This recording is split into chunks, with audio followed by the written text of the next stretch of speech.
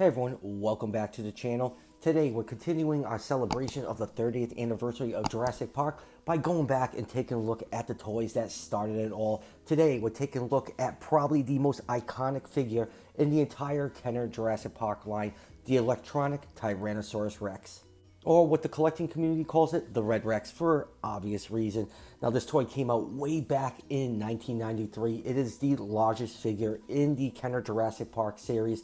I got this thing, 30 years ago, and still in reasonably good shape. The electronics still work on it. There's some issues with electronics with this figure. We'll get into that a little bit later on in the review. But yeah, this toy is an all-time classic. It still remained one of my favorite Jurassic Park toys of all time.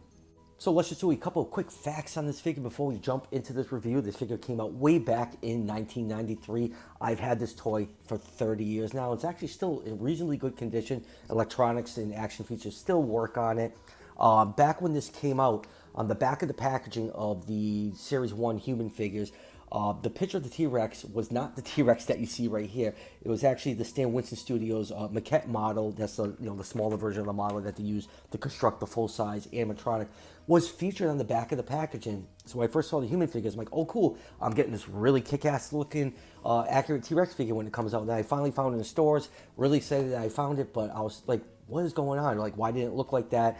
To this day, no one knows why Kenner put the maquette in there for a stand-in. They probably didn't have a prototype ready when they needed to start getting the catalog shots down. So a little fact about that. And of course, the figure came displayed in that beautiful red and black Kenner Jurassic Park packaging, which is still an absolute classic look to this day. So enough history on this figure. Let's throw this thing up on the turntable and take a closer look. And here is the Red Rex in all its glory. This figure is absolutely massive. It was one of my favorite toys growing up. It was just such a big, large, rubbery T-Rex figure. It's really big. It actually, my studio lights are not picking it up too well when it swings around. But as you can see, I had to do some finagling. The figure can't stand on 2 feet. It's more of a tripod pose, so I'm using an old Amber Collection stand to keep it up in the back seat. The Amber Collection is still useful. Yeah, absolutely love this thing. Now, the color scheme does not even remotely match what Rexy looked like in Jurassic Park. The color scheme more closely matches how the Rex appeared in the novel. It had a reddish color with a green underbelly. So it's pretty cool that we actually have, a novel version of the T-Rex. But yeah, I absolutely love this thing. The head sculpt, pretty similar to what, the Rex looked like in Jurassic Park. But, other than that, that's where the similarities stop there. But yeah, I absolutely love this toy. Just that rubber real feel skin. The paint job, not a lot of action features on here. The mouth barely opens. You just got some arm movement. They're not very posable figures, but man, they were classic and just a ton of fun to play around with back in the day. And now time for some measurements. This figure, if you measure along the curve of the tail, is a whopping 27 inches long or 68.5 centimeters. And if you stand it upright, it's about 9 inches tall to the top of the head, or 22.9 centimeters. So T-Rex was around 40 feet long, or 12 meters. So I put this figure in the 1/18 scale range. And now let's zoom in and take a look at some of the finer details on this rubbery Rex.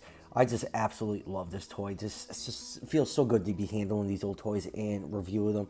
You can see it has a nice, pretty much accurate, Rexy head sculpt, all cast in this, brownish red rubber material. It's very, very soft and flexible. The downside to that is it can wear out pretty quickly if you play with it heavily, and you can get a lot of paint wear. Thankfully, I was, pretty gentle with my toys. I got a little bit of paint wear on the nose right here. You can see it on those black markings.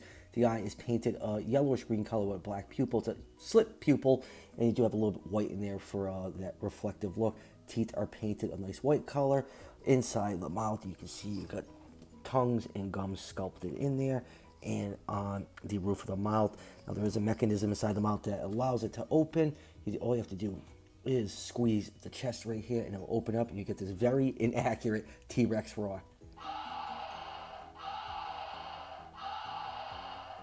Now, that's pretty common for most of the original Kenner Jurassic Park Series 1 figures. They just, I guess the sound samples weren't ready yet, or, Universal didn't want to give them out and spoil anything with the movie, so all of them have, all the electronic ones have very inaccurate roars, so, Kenner had to come up with it on their own. And the other thing is, like, you see the mouth just barely opens. when you squeeze the side of the chest. That's pretty common for this figure. The mechanism inside here does break quite easily. Thankfully, mine has survived 30 years of that, but it's pretty common to find this Rex with that roaring and mouth opening mechanism broken. Now going down to the neck, you can bend the neck side to side. I think there's just a wire inside that controls the neck. Here's a view from the top. You can see all that nice black markings on the body. Going down to the arms are pretty splayed out. They do have articulation. It's the only articulation on this figure. The hand claws aren't painted in, which is, taken out of the book from Mattel. Going down to the body is nicely sculpted. Nice long legs with very proportionate feet. Just the way the thing's sculpted, and there's no articulation. That's why it can't stand on 2 feet all by itself.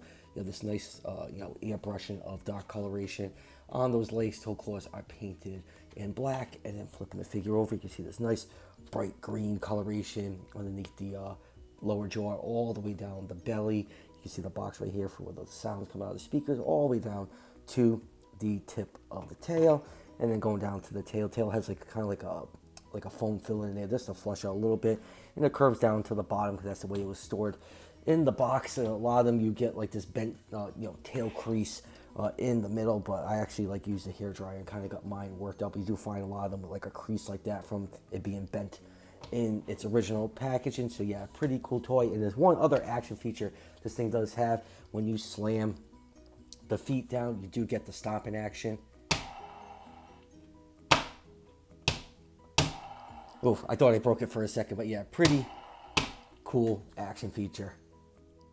Moving on with comparisons, first up, let's start with some of the 93 classic figures. Here it is with Alan Grant. It really gives you an idea of how big this Rex is.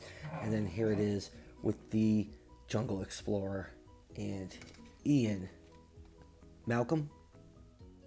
And now let's do some classic Kenner Jurassic Park figures. Here it is with the electronic Dilophosaurus, and here it is with the spitting Dilophosaurus. I gotta find some batteries for this one because I definitely want to review these two together very soon on the channel. And next up, here it is with the Velociraptor. Yes, this is the Lost World Velociraptor.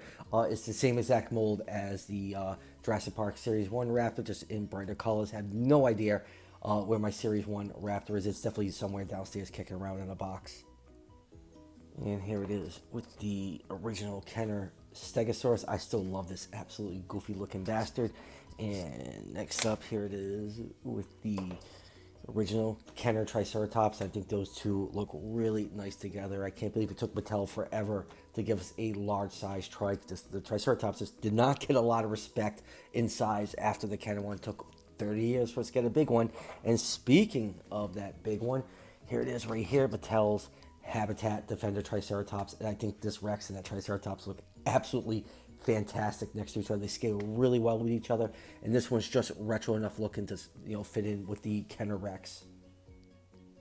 And since the Kenner Red Rex is 1/18 scale, it's pretty much exactly the same size as Beast of the Mesozoics, hulking piece of plastic, their 1/18 scale T-Rex. And next up, here it is with the Hammond Collection T-Rex. The Kenner one is just a little bit taller, but they're pretty close in size. I absolutely love a repaint of the Hammond Collection Rex with the Red Rex colors on there. I think that thing was sell like absolute hotcakes. And speaking of Red Rexes, lastly for comparisons, here it is with Mattel's 93 Classic Red Rex. They did a pretty good job giving a homage. It has a much brighter red color scheme, but it's similar enough to see that they paid respect to this original Kenner toy. Yeah, it's a little bit smaller. Wish it was a little bit bigger, but I'm happy we actually got one. Now, one interesting thing I want to point out before we finish up this review, this Rex had a weird sound on there that some people said it might have been a homage to the Kenner Rex for not having the authentic Rexy roar. So I'm going to play around with the buttons and see if they sound similar.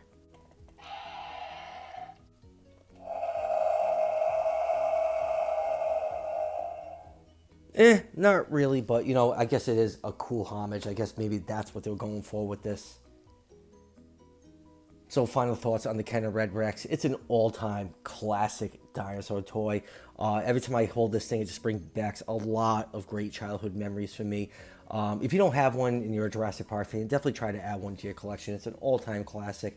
You can track these down on eBay, Macari, and stuff. You can probably find them like around a low point around $50, but they usually average between 50 to 100, depending on the condition that they're in. If the electronics work and everything, you probably can pay more money.